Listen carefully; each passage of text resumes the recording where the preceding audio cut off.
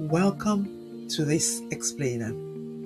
Today I am diving headfirst into a huge paradigm shift regarding something practically all of us have dealt with at some point: workplace burnout.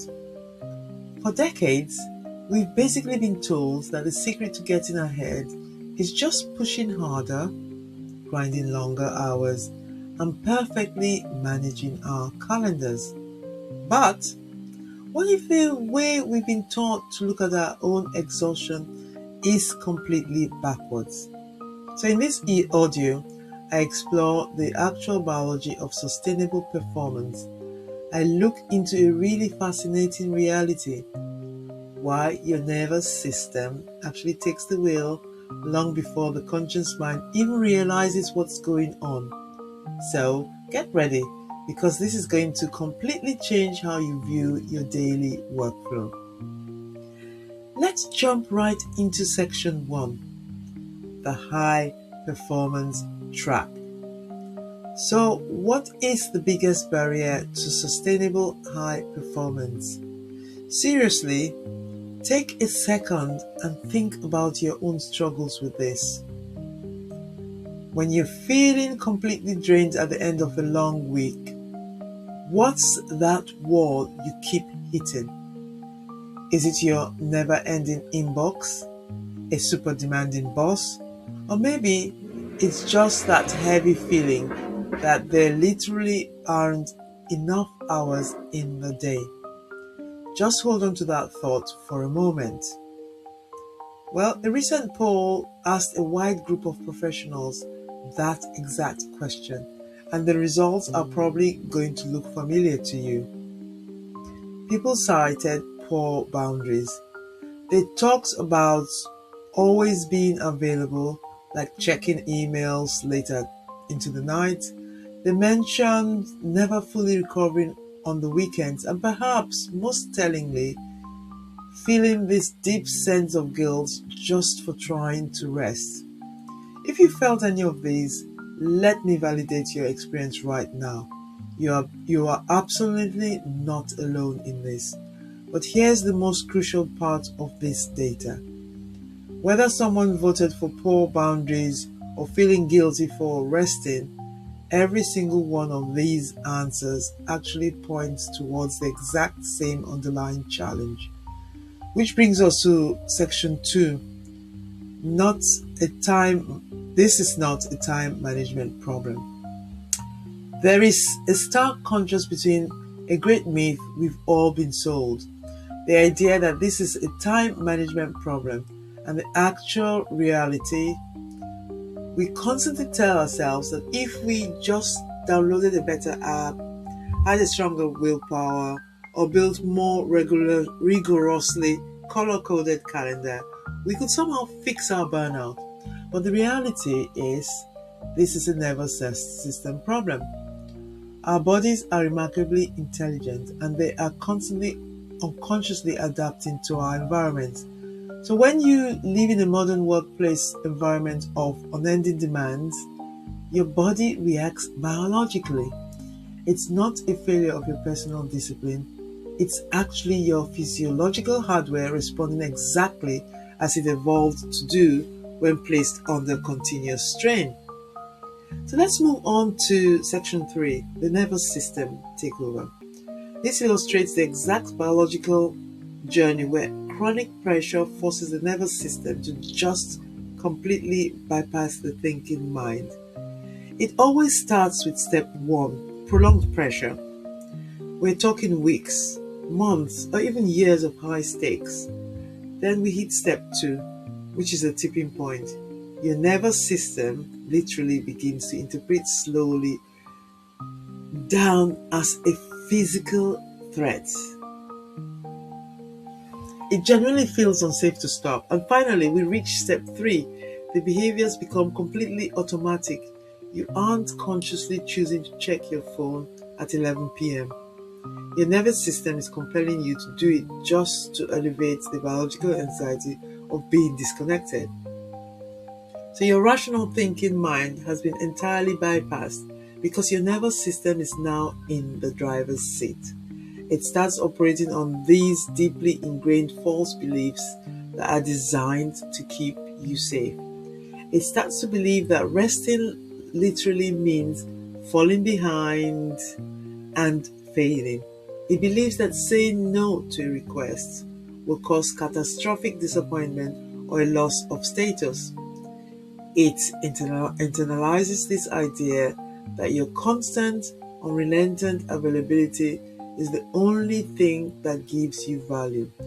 To add a bit of texture to this, think about that immediate jolt of panic you get when you suddenly realize you've missed a message from your boss. Think about that. That isn't a rational thought process at all. That is your amygdala firing off a biological alarm bell. I want to be super clear here. These are not conscious, rational choices you're making. These are survival mechanisms your biology adopts in an environment of unrelenting pressure. So the crucial point here is this. Burnout is incredibly difficult to recognize because we are no longer consciously choosing the behaviors that cause the burnout in the first place. We really have to stop blaming ourselves for a lack of discipline. We've got to stop feeling guilty that we can't just switch off. You can't just tell your biology to ignore a perceived threat. Your nervous system has simply taken the lead before your conscious mind can even formulate a response. Once you realize this, the shame of burnout starts to disappear and the real work of recovery can finally begin. And that leads perfectly into section 4, rethinking sustainable performance.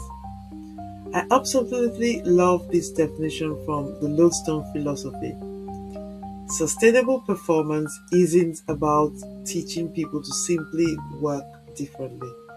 It's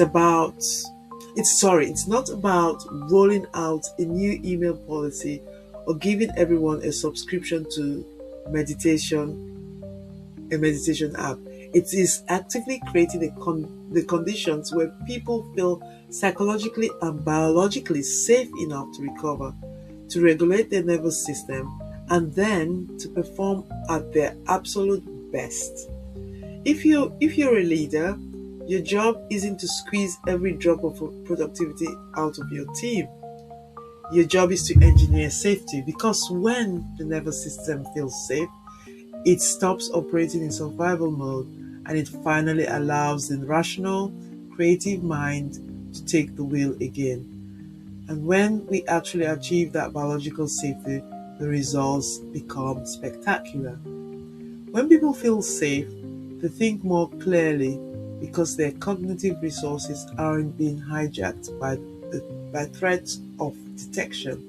In fact, research into neutral leadership reveals that when the nervous system is calm, our prefrontal cortex operates at full capacity, which dramatically enhances our ability to process complex information. They communicate more effectively. They make better, more strategic decisions rather than just reacting to the loudest fire alarm. And they lead with a much more grounded presence. True biological safety doesn't make people soft. It directly unlocks their most elite cognitive leadership capabilities.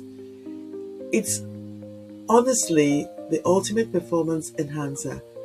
Now, consider this really profound observation from the source material. We've become very good at sustaining pressure, but not very good at sustaining people. Let that sink in for a second. We have built incredible systems, amazing technologies, and complex corporate structures designed to maintain endless, unyielding pressure.